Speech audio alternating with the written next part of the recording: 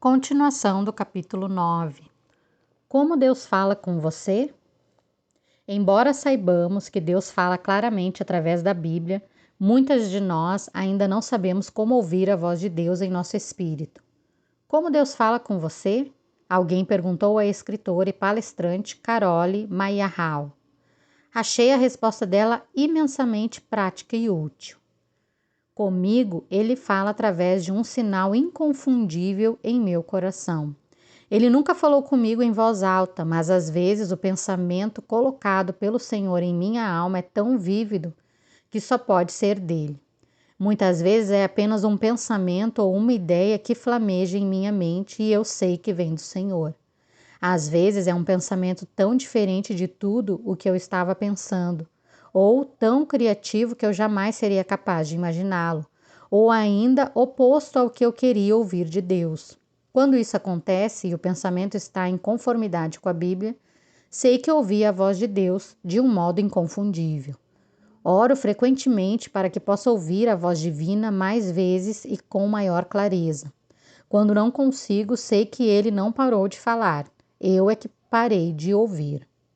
As minhas ovelhas ouvem a minha voz e eu conheço-as e elas me seguem. João 10, 27. Fazendo o que Jesus diz. Apenas ouvir a palavra de Deus não é o bastante, naturalmente. A Bíblia deixa isso muito claro. O poder transformador de Deus em nossas vidas é expandido quando não só ouvimos, mas também agimos conforme o que ouvimos. De fato, com a nossa verdadeira recusa em aplicar a verdade divina em nossas vidas, podemos acabar não ouvindo sua voz no futuro.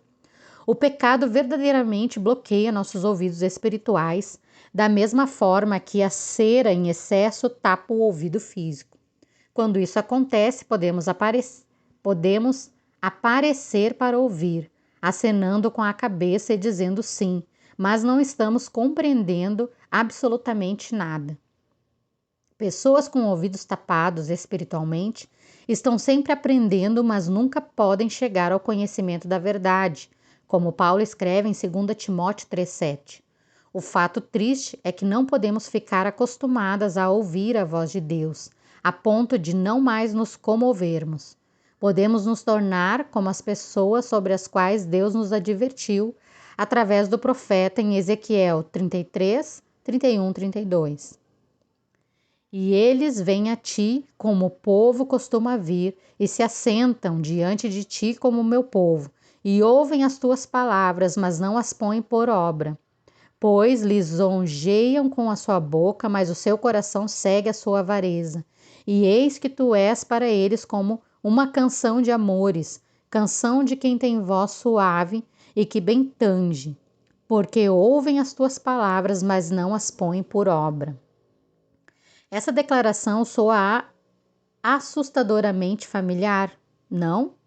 Da mesma forma são as palavras de Tiago, o irmão de Jesus. E sede cumpridores da palavra e não somente ouvintes. Tiago 1, 22. Já falei bastante sobre obediência nesse livro, principalmente porque acredito que ela seja o ingrediente essencial da intimidade com Deus e a chave para termos um coração de Maria. E a obediência é exatamente sobre o que estamos falando aqui.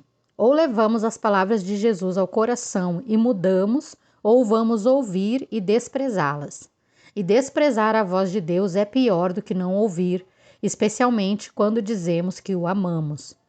Quando os meus filhos se recusam a ouvir, tenho vontade de citar as palavras de Jesus em João 14, 21.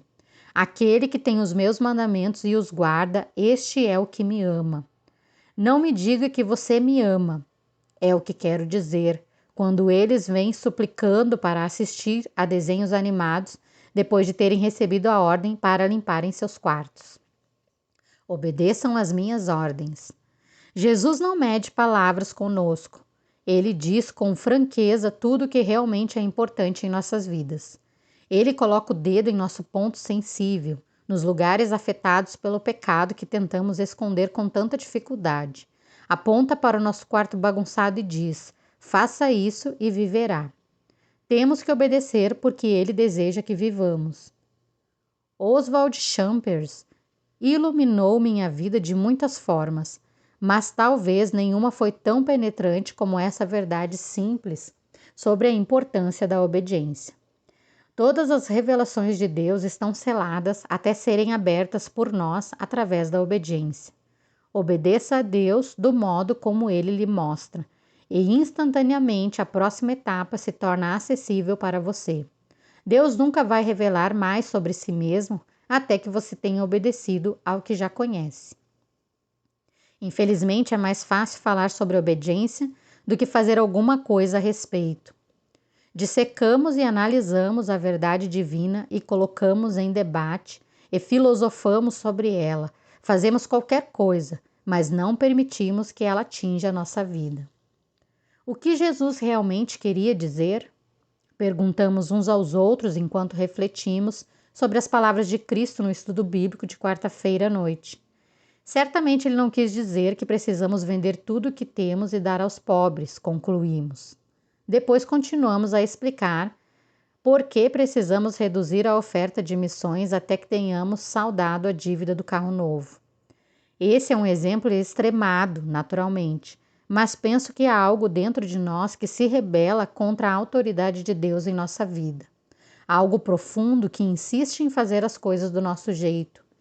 Isso acontece hoje da mesma forma como aconteceu quando Eva resistiu a Deus no jardim, quando os filhos de Israel ignoraram as advertências dos profetas e quando os judeus crucificaram a Jesus. E a pergunta de Pilatos aos judeus ainda ecoa hoje: o que vocês farão com o homem? Conhecer a Cristo significa ouvir as suas palavras e obedecê-lo amorosamente.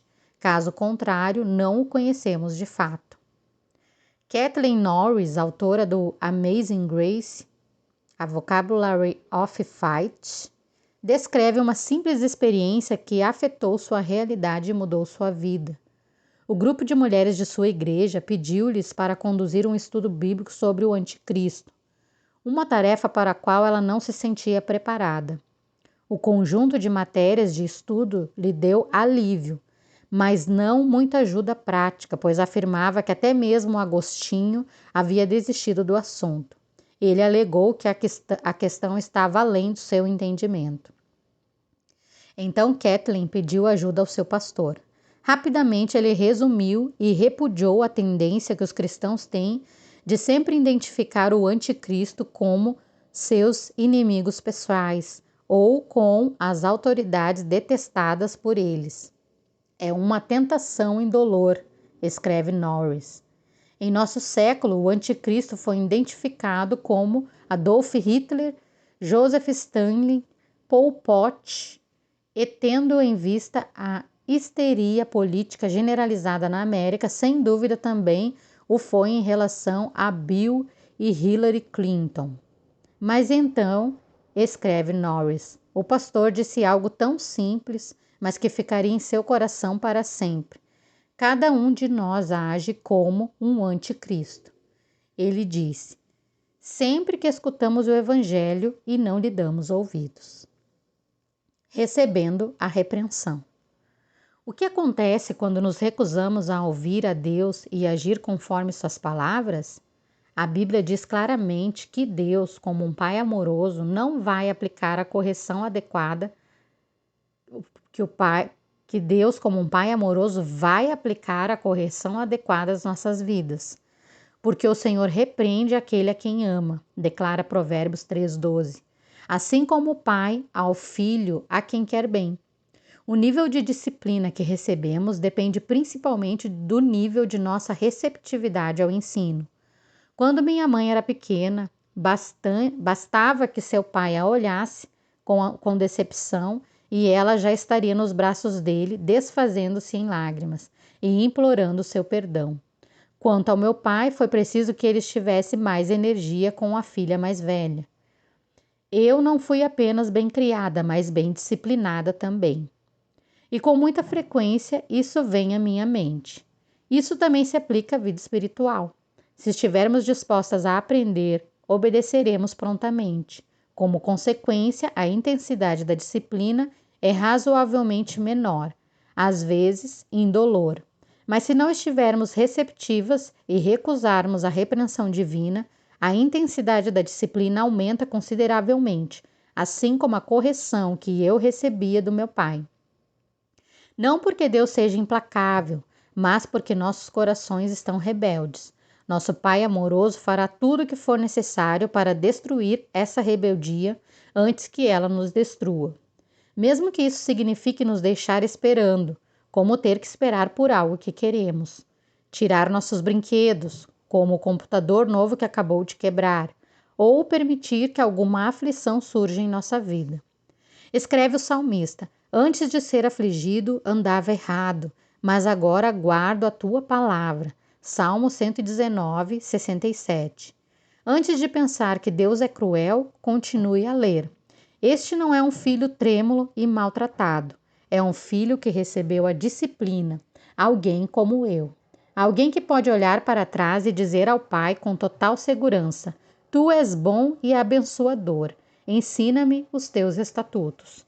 Salmo 119, 68. Jesus foi direto quando repreendeu Marta. Suas palavras foram suaves, mas penetraram diretamente no âmago de sua fraqueza. Marta deu atenção. Ela era receptiva ao ensino. Foi necessária apenas uma terna repreensão de alguém amado por ela. Jesus não teve que convencê-la. Ele não iniciou uma discussão. Simplesmente aceitou as palavras de seu mestre. Embora eu tenha certeza de que foi doloroso ouvi-las. Marta conheceu o segredo que todo filho disciplinado com carinho aprende. Você não deve fugir do papai. Embora a disciplina seja dolorosa e a repreensão arda, há uma grande recompensa no final. Diz-nos Hebreus 12:11 que toda correção ao presente não parece ser de gozo, senão de tristeza, mas depois produz um fruto pacífico de justiça nos exercitados por ela. Eu sou incrivelmente agradecida pela disciplina que meus pais me aplicaram. Em vez de me queixar por maus tratos, eu os bendigo, em razão do zelo que tiveram em corrigir os meus erros de infância. Lido com menos tentações agora como adulta. Por exemplo, não sou tentada a roubar. Não, desde que minha mãe me levou de volta ao mercado quando eu tinha 5 anos de idade e me fez devolver o doce que havia pegado. De igual forma, não tenho problema com palavrões. Nunca mais falei nenhum depois que senti o gosto do sabão em minha boca. E agora, como adulta, estou aprendendo a receber com tranquilidade a disciplina do Senhor em minha vida. Em vez de fugir da repreensão, eu me pego esperando por ela. E até mesmo, deveria dizer, pedindo por ela. As palavras do Salmo 23 tocam minha alma como uma canção preciosa. A tua vara e o teu cajado me consolam. Há muitos anos, Joshua Wiedenmeyer, de 4 anos de idade, ensinou-me uma lição sobre a disciplina que nunca vou esquecer. Quando os pais de Joshua, Jeff e Temi, saíram de férias, o Glacier National Park estava no topo da lista dos que mereciam uma visita. Enchemos o furgão com as 2 famílias na manhã seguinte e partimos para um dia de turismo. As crianças tagarelavam enquanto passávamos pelos lugares principais. O furgão subia a estrada entre pinheiros e cedros antigos, a ponto de ficarmos bem acima do vale. Passamos 1 hora no topo, onde almoçamos alegremente, apreciando a beleza inacreditável ao nosso redor. Eram quase 2 horas quando descemos a montanha. Hora do cochilo. O pobre Josh não estava se divertindo. Ele não gostou do banco do carro. Não queria um biscoito. Tammy tentou confortá-lo. Tentou distraí-lo, mas nada deu certo. Finalmente o pai interveio. Josh, você quer levar umas palmadas? Eu já havia perguntado o mesmo aos meus filhos várias vezes, porém, até aquele dia nunca tinha ouvido uma resposta como aquela. Joshua parou por um momento, os olhos cheios de lágrimas. Aos soluços, disse ao pai com aquela voz fininha: Sim, papai, eu quero. John, você poderia encostar o carro, por favor? Jeff pediu ao meu marido. Então saiu do assento dianteiro, abriu a porta do furgão e esperou que Joshua fosse para os seus braços. Andaram um pouco e Jeff aplicou uma palmada com amor, mas firme no traseiro do filho. Depois o abraçou e lhe deu um terno conselho. Voltaram ao furgão e Joshua dirigiu-se para o banco de trás, respirando daquele modo típico após um período de choro. Joshua recebeu o que precisava e ficou bem o resto da viagem. Que lição! Em vez de evitar a disciplina, ele a abraçou. Aos 4 anos de idade, Joshua descobriu o segredo que muitos, em uma vida inteira, nunca conseguirão aprender. Bem-aventurado é o homem a quem tu repreendes, ó Senhor, e a quem ensinas a tua lei, para lhes dares descanso dos dias maus. Salmos 94, versículo 12 e 13.